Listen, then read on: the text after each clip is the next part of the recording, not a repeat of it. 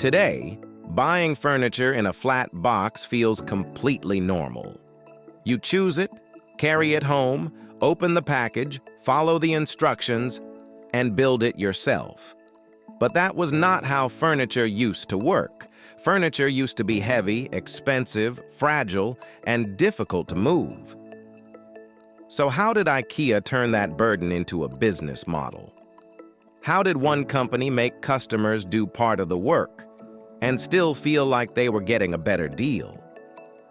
This is the story of how IKEA changed not just furniture, but the deal between the company and the customer. The first mistake would be to think IKEA became huge because it made buying furniture easier. That sounds right, but it is not the full story. In a strange way, IKEA made the customer do more. You had to walk through the store, choose the product, find the box, bring it home, open the parts, read the instructions, and build the furniture with your own hands. That does not sound easier. It sounds like IKEA moved part of the company's work onto the customer, and that is exactly what made the model so powerful. IKEA did not remove all the friction. It created a new kind of friction, then placed a lower price on the other side of it. So the customer did not feel cheated. He felt smart. He felt that he had made a deal. Do more yourself and pay less for the result. That simple trade-off helped turn IKEA from a furniture store into one of the most scalable retail machines in the world. This is Turning Point. One decision, one shift, a product, a company, or a habit changed forever. Before IKEA changed the furniture business, buying furniture was not just a purchase, it was a burden. A customer did not only pay for a table, a chair, or a cabinet. He also paid for the weight around it, storage, delivery, careful transportation, the risk of damage, the people who carried it, and often the people who assembled it. Furniture was expensive not only because of what it was made from. It was expensive because of everything that had to happen before it reached the customer. A finished cabinet takes up space even when it is doing nothing. A finished chair carries its full shape through every warehouse, truck, doorway, and staircase. Every corner can be scratched. Every edge can be hit. Every delivery can become a problem. And if the furniture was custom-made, the process became even heavier. The customer waited for measurements, production, delivery, assembly, noise, dust, packaging waste, and strangers working inside the home. So the pain was not only in the product, the pain was in the system. IKEA looked at that system and did not simply ask how to make the old process a little cheaper. It asked a more dangerous question. What if the customer could take part of that process himself? IKEA did not remove friction. It redistributed it. That is the sharper part of the story, because the IKEA model was not built on making every step comfortable. In many ways, the customer had to do more than before.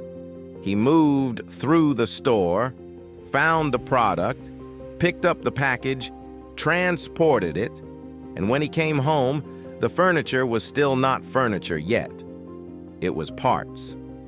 But IKEA changed the meaning of those parts. They were not just work, they were savings.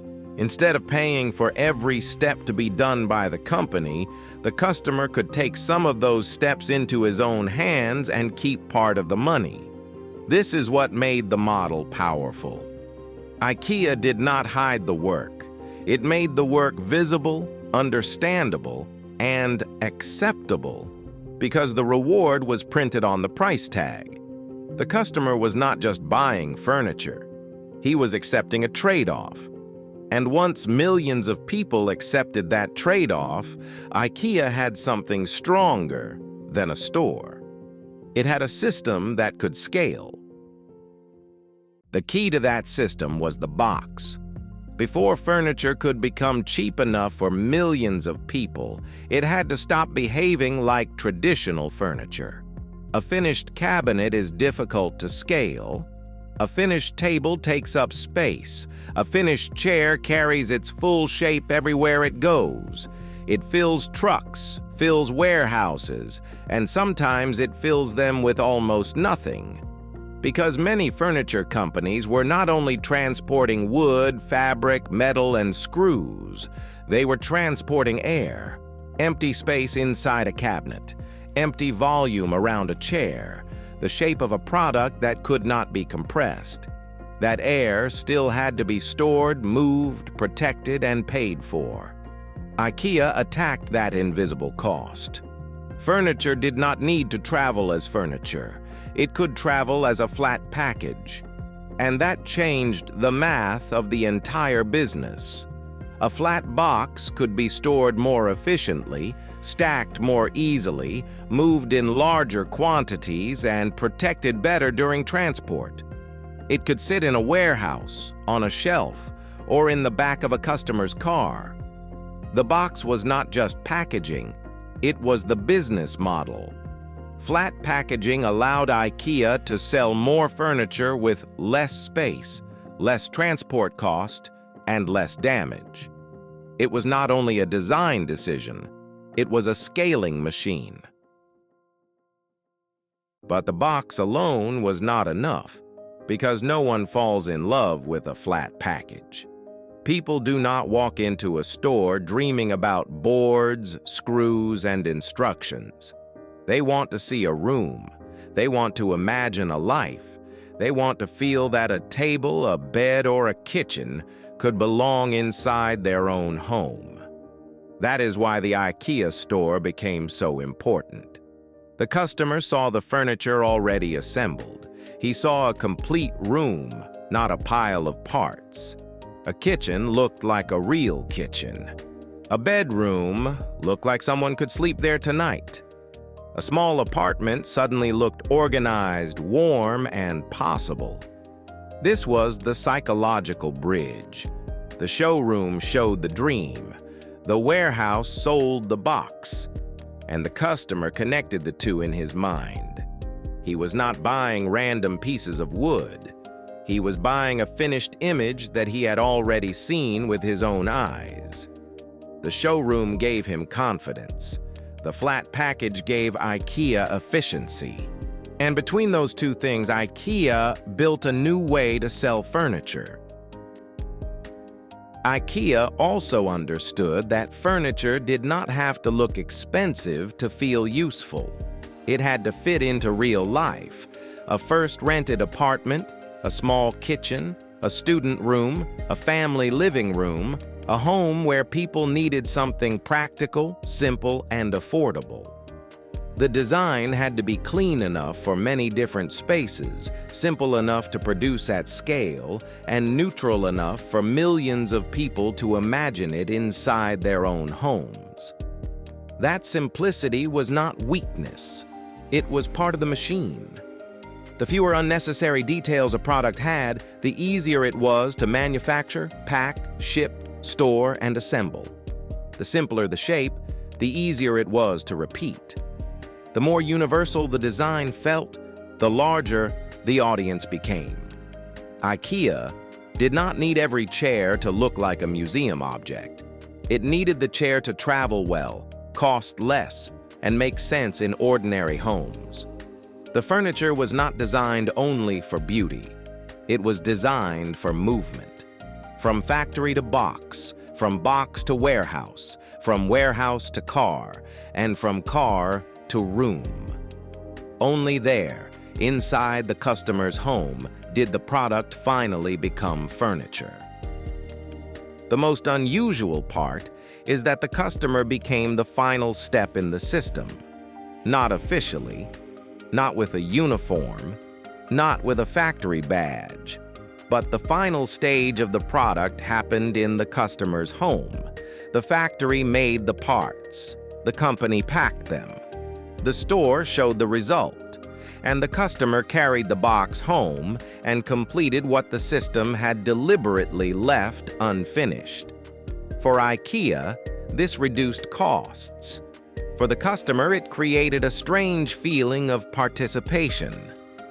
The furniture did not simply arrive as a finished object. It became something the customer had helped bring into existence. Of course, this could be annoying. The box could be heavy. The instructions could feel confusing. A screw could roll under the sofa. The process could take longer than expected, but the model still worked because the price made the effort acceptable. IKEA gave the customer just enough work to lower the cost, but not so much that the deal stopped feeling fair. That balance was the trick. The friction had to be visible, but the saving had to feel stronger. And sometimes, after building the furniture with his own hands, the customer felt more attached to it. Not because it was perfect, but because he had taken part in making it real. This is where the business model became truly powerful. A company can sell a few expensive pieces of furniture with a slow and heavy system, but if it wants to sell furniture to millions of people, the system has to change.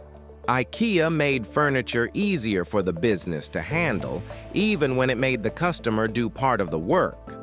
That is the business paradox. More units could fit into trucks. More products could fit into warehouses. Stores could carry larger quantities. Customers could take products home without waiting for the entire delivery chain. The company stopped moving so much air and moved compact products instead. That one change lowered costs across the whole system. It affected transportation, storage, damage, labor, and speed. It helped IKEA expand without carrying the full weight of the old furniture model. The customer still had work to do, but that work was no longer outside the business model. It was inside it. IKEA turned customer effort into part of the engine. This is why IKEA was not just a store with cheap furniture. It was a machine that turned design, packaging, logistics, and customer effort into one system. Not a perfect system, not a completely comfortable system, but an incredibly scalable one. The paradox of IKEA is that people did not return because every inconvenience disappeared. They returned because the inconvenience felt fair. Before IKEA, the price of furniture carried the weight of the old journey. The company had to build it, store it as a finished object, protect it, move it, deliver it, and often send someone to assemble it. The customer paid for the product, but he also paid for the entire path behind the product. Then IKEA changed the path. Furniture no longer had to arrive as a finished object. It could arrive as a flat box. The company no longer had to complete every step before the product reached the customer. Part of the process could move into the customer's car, the customer's room, and the customer's hands.